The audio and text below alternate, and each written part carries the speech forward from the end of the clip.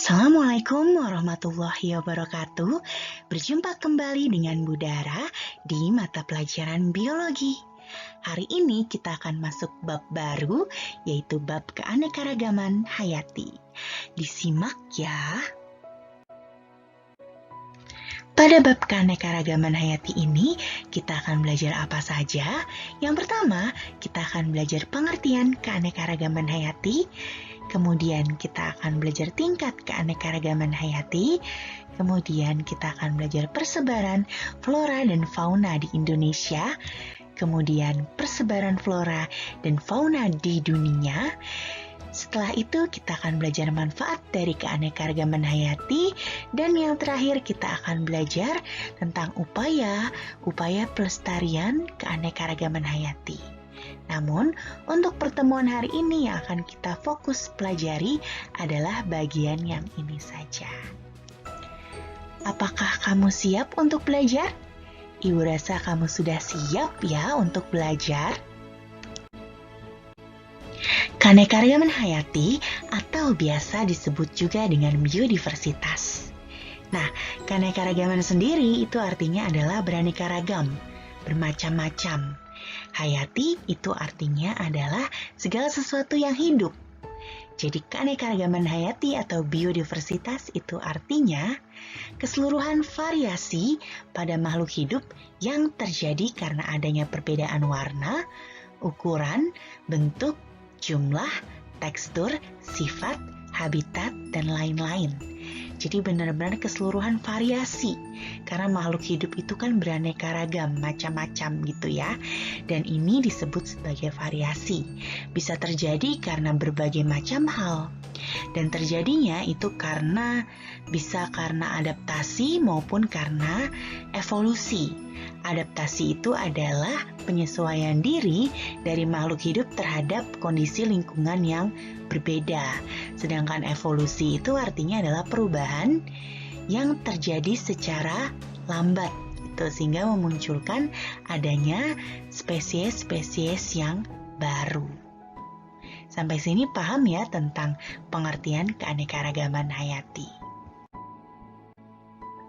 Biodiversitas dapat terjadi pada berbagai tingkatan kehidupan, mulai dari organisme tingkat rendah sampai organisme tingkat tinggi.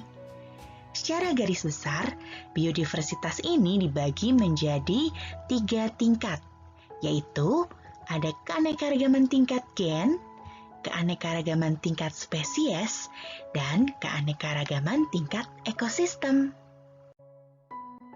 Kita akan pelajari tingkat keanekaragaman hayati satu persatu ya. Kita mulai dulu dari keanekaragaman tingkat gen. Jadi keanekaragaman tingkat gen ini adalah disebabkan karena adanya variasi gen atau struktur gen dalam suatu spesies makhluk hidup. Jadi kalau keanekaragaman tingkat gen ini terjadinya pada satu spesies yang sama atau satu jenis yang sama. Dan keanekaragaman hayati tingkat gen ini disebut sebagai varietas. Nah, sebagai contoh misalnya mawar. Mawar itu kan ada yang warnanya merah, ada yang warnanya putih, ada yang warnanya pink gitu ya. Padahal satu jenis mawar, tapi warnanya berbeda-beda. Nah, ini mengakibatkan adanya suatu variasi. Nah, selanjutnya juga manusia.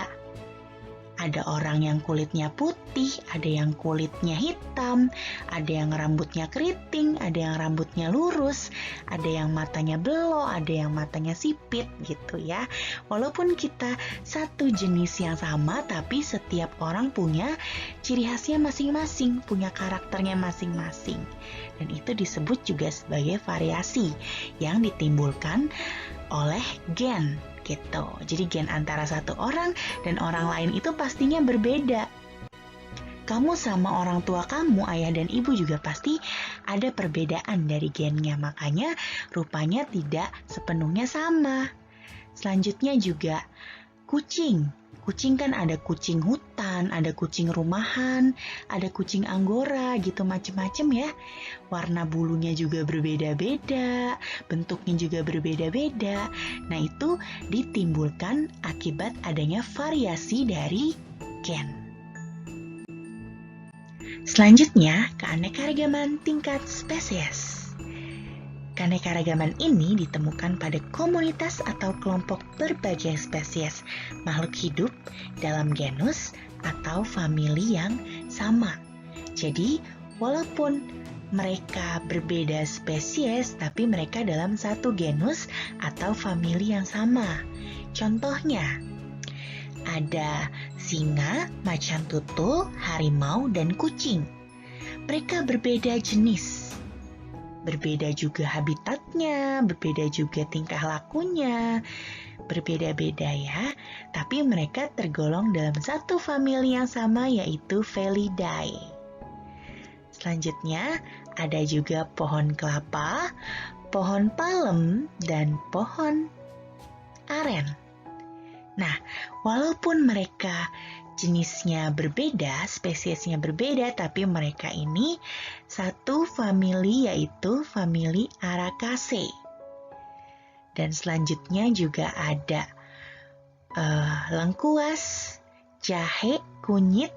Mereka walaupun berbeda jenis, tapi mereka satu famili yaitu famili Zingiberaceae.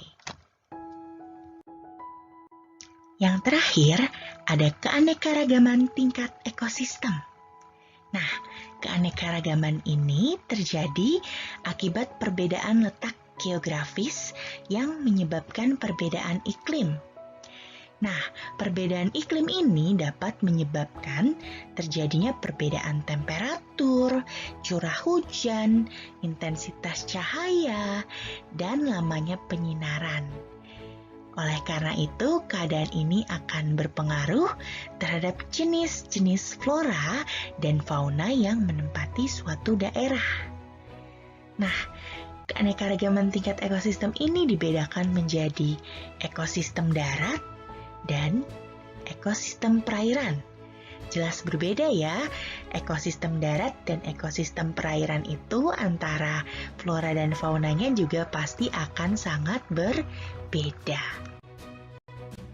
Keanekaragaman ekosistem yang ada di darat ini memunculkan berbagai macam bioma. Apa saja biomanya? Yang pertama ada hutan hujan tropis. Wilayah ini memiliki iklim tropis dengan tingkat keanekaragaman hayati yang tinggi. Contohnya di Indonesia. Indonesia itu flora dan faunanya itu heterogen ya. Jadi berbagai macam makhluk hidup itu bisa hidup di hutan hujan tropis. Selanjutnya ada savana. Nah, savana ini dia didominasi oleh rumput dan hanya memiliki beberapa pohon. Tapi dia hanya dijumpai pada daerah dengan iklim tropis. Selanjutnya ada padang rumput. Padang rumput ini dia dijumpai di wilayah dengan iklim tropis dan juga subtropis. Nah, dia didominasi oleh hewan-hewan yang memakan rumput. Itu bedanya apa dengan savana? Bedanya kalau padang rumput ini dia tidak ada pohon sama sekali. Selanjutnya ada gurun. Nah, kalau gurun ini adalah wilayah yang temperatur udaranya itu sangat ekstrim dan curah hujannya pun sangat rendah. Makanya organisme-organisme yang hidup di sini adalah organisme yang tahan panas dan yang tidak membutuhkan banyak air. Selanjutnya ada hutan gugur.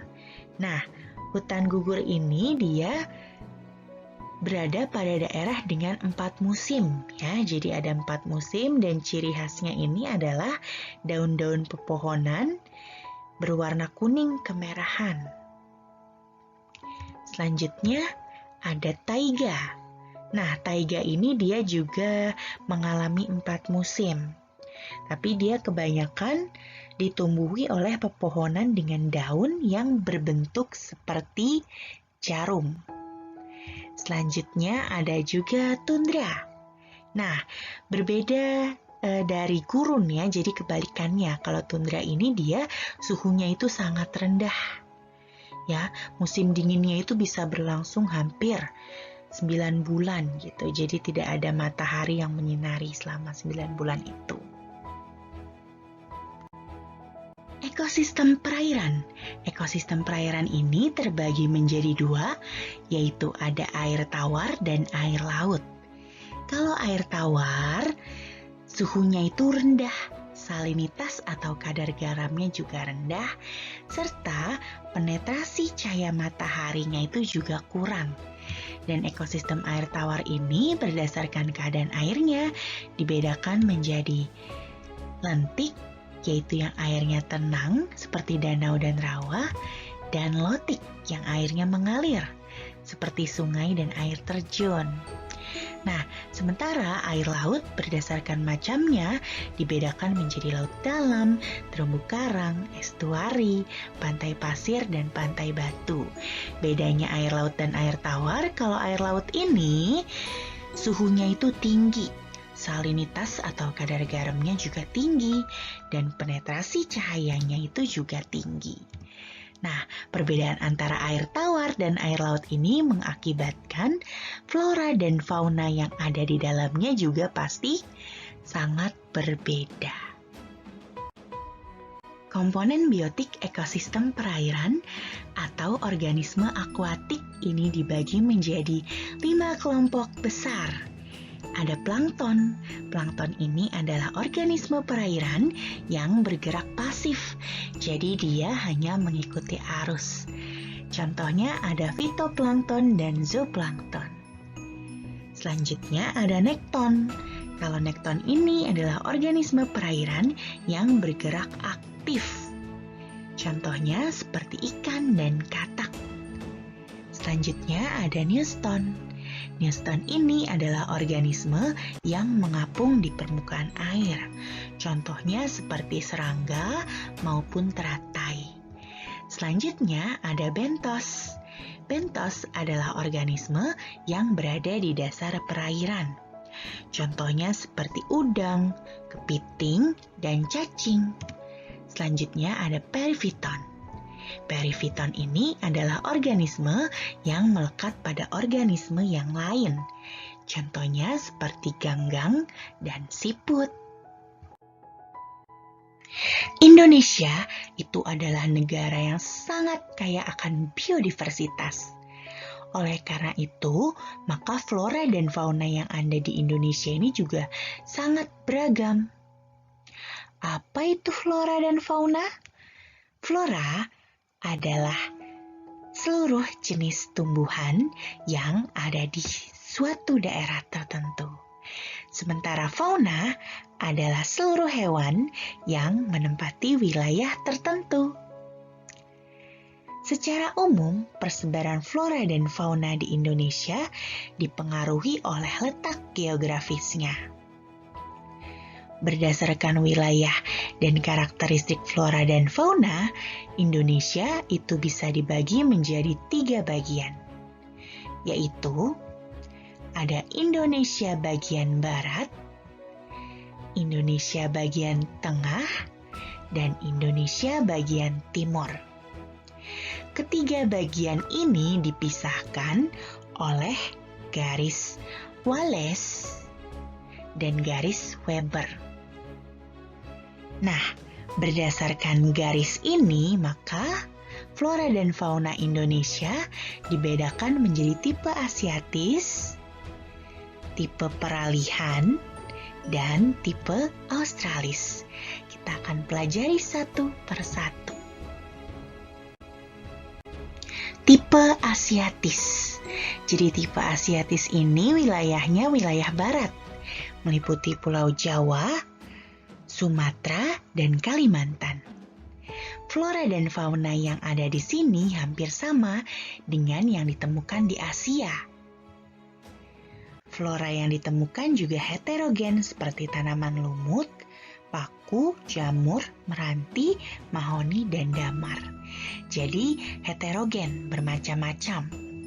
Selanjutnya, hewan endemik juga ditemukan di sini, seperti badak bercula 1, harimau Sumatera, orangutan, kera kibon, tapir, harimau loreng, ikan pesut mahakam, dan lain-lain. Tak lupa juga ada flora endemik, yaitu ada Rafflesia arnoldi. Tipe peralihan. Nah, tipe peralihan ini berarti wilayah Indonesia bagian tengah, meliputi Pulau Bali, Nusa Tenggara, dan Sulawesi. Faunanya di sini karena dia peralihan, dia di tengah-tengah antara Asiatis dan Australis, maka ada juga hewan-hewan seperti kera dan juga ada kuskus gitu di sini. Selanjutnya, flora ini juga didominasi oleh rempah-rempah seperti pala, cengkeh, cendana, eboni, dan anggrek. Hewan endemik juga ditemukan seperti komodo, anoa, babi rusa, dan burung maleo. Selanjutnya, tipe Australis. Berarti tipe Australis ini yang ada di Indonesia bagian timur. Wilayahnya berupa Pulau Maluku, Pulau Papua, dan sekitarnya. Karakteristik flora dan fauna yang ada di tipe Australis ini, dia menyerupai flora dan fauna yang ada di benua Australia. Flora yang bisa ditemui ada pohon sagu, nipah, pohon rasa mala, eukaliptus, dan maloa. Sementara faunanya ada cendrawasih, kasuari, nuri sayap hitam, dan kangguru pohon. Cukup sekian materi hari ini. Semoga kalian bisa memahami ya apa yang sudah Ibu sampaikan. Jika ada pertanyaan, kalian bisa bertanya di kolom komentar. Jika kalian suka dengan video ini, kalian bisa like dan subscribe. Terima kasih. Wassalamualaikum warahmatullahi wabarakatuh.